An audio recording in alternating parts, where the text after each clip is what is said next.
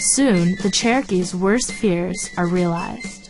In the 1828 presidential election, Georgia strongly supports a man who has promised, if elected, to remove the Cherokee tribes completely from white society. He is Andrew Jackson. I always believe that there are little things that tell us a lot. And if you look at Jackson's correspondence with Indians, they frequently began and talk about, "My children, let me take you by the hand." With regard to Indian removal, he says, "Let me take you by the hand to a new land in the West." In the spring of 1830, Andrew Jackson sends the Indian Removal Act to Congress. That it shall be lawful for the President of the United States. The Indian Removal Act was one of the great controversial pieces of legislation of the first half of the 19th century. The Cherokees mounted a major campaign to prevent its passage. But Jackson's forces in favor of removal are too strong for the Cherokees and their allies in the House and Senate.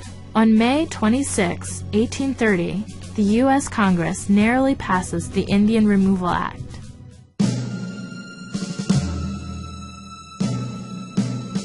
John Ross decides to seek justice in the only place he can, the United States Supreme Court. The Cherokees twice challenge the Georgia laws in the Supreme Court. The second case appears decisive. In March 1832, Chief Justice John Marshall announces the court's verdict. The Cherokee Nation is a distinct community, occupying its own territory in which the laws of Georgia have no force. The Act of the State of Georgia is consequently void. It is a great triumph on the part of the Cherokees. The laws of the state are declared by the highest judicial tribunal in the country to be null and void. The question is forever settled as to who is right and who is wrong.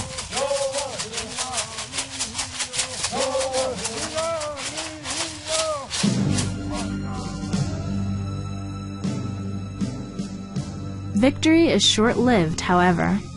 President Jackson chooses to ignore Chief Justice Marshall's ruling. But of course, everyone knows Jackson's words. At that time, he said, John Marshall has made his decision, let him enforce it. And Georgia took that as a license to burn, a license to kill.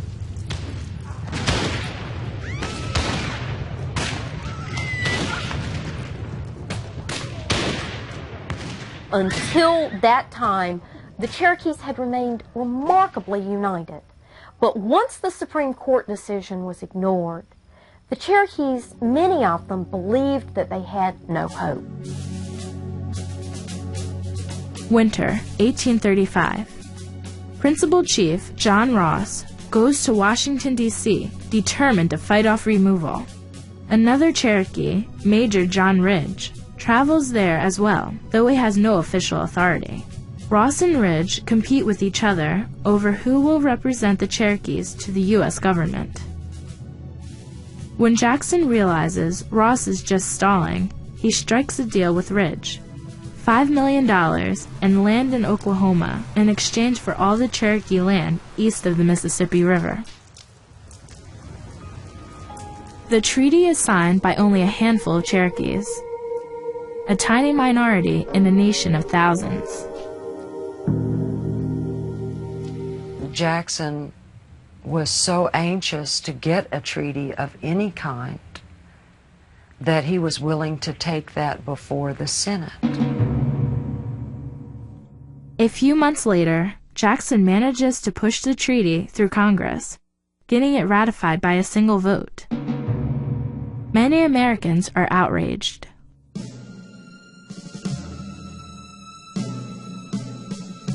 May 23, 1836. Jackson signs the Treaty of New Echota, which gives the Cherokees exactly 2 years to pack up and leave their ancestral lands.